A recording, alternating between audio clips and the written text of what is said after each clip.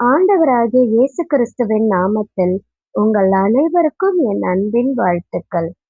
தேவன் இந்த நாளிலும் உங்கள் மத்தியில் இந்த செய்தியின் மூலமாக உங்களை சந்திப்பதற்கு கர்த்தர் எனக்கு கொடுத்த இந்த வாய்ப்புக்காக நான் தேவனை நன்றி செலுத்துகிறேன்.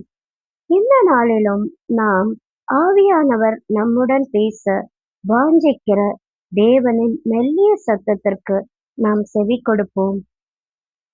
வெளிப்படுத்துதல் சுவிசேஷம் 3ஆம் அதிகாரம் வசனம் 8 இவ்வாறாக சொல்லுகிறது, இதோ திறந்த வாசலை உனக்கு முன்பாக வைத்திருக்கிறேன், அதை ஒருவனும் பூட்ட மாட்டான்.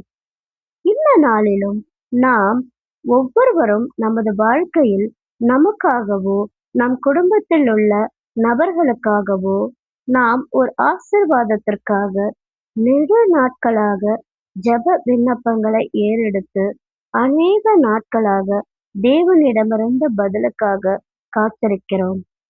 குடும்பத்தில் உள்ள நபர்கள் ரட்சிக்கப்படுவதற்காக, சரீர சுகத்திற்காக, வேலைக்காக, திருமணத்திற்காக, கர்ப்பத்தின் கனிக்காக, தேவனுடைய சித்தம் என் வாழ்க்கையில் என்னவென்று அறிந்து கொள்வதற்காக, சொந்த வீட்டுக்காக, இப்படியாக ஏதோ ஒரு பிரச்சனை இருந்து நாம் தேவனிடமிருந்து பதில் பெற வேண்டும் என்று நெடுநாள் காத்திருக்கக்கூடிய காரியம் நம் வாழ்க்கையில் இருக்கிறது.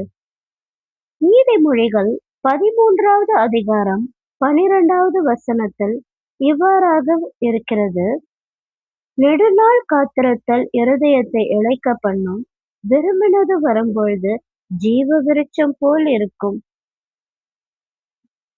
தியோடர் வில்லியம்ஸ் என்ற நபர் இப்படியாக ஒரு புத்தகத்தில் எழுதியுள்ளார், ஜெபம் என்பது கேட்பது மாத்திரமல்ல, அது ஆன்மாவின் ஏக்கம். நாம் நமது ஜெபத்தில் நமக்கு தேவையானவற்றை கேட்பது தவறல்ல. வசனமும் இதைதான் சொல்லுகிறது. மத்தேயு 7வது அதிகாரம் 7வது வசனத்தில், கேளுங்கள் அப்பொழுது உங்களுக்கு கொடுக்கப்படும், தேடுங்கள் அப்பொழுது கண்டடைவீர்கள், தட்டுங்கள் அப்பொழுது உங்களுக்கு திறக்கப்படும்.